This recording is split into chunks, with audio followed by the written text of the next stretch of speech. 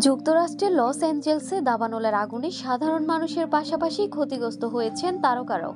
Paris Hilton সহ বেশ কয়েকজন তারকার বাসভবন পুড়ে ছাই হয়ে গেছে আগুনে। এই ঘটনায় সমবেদনা জানাচ্ছে বিশ্ববাসী।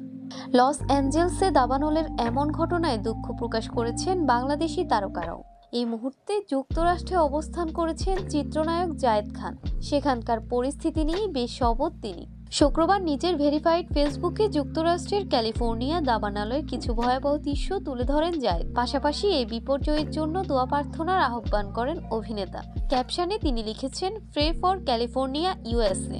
এই প্রসঙ্গে গণমাধ্যমকে জায়েদ খান বলেন, অনেক স্মৃতি জড়িয়ে আছে। সেখানে হলিউডের অনেক আর্টিস্টের বাড়ি রয়েছে। বহু অভিনেতা অভিনেত্রী এবং সঙ্গীত শিল্পীকে প্রাণে বাঁচাতে এক কাপড়ে বাড়ি ছাড়তে হয়েছে। আমার ভেতরটা সত্যিই কাঁদছে।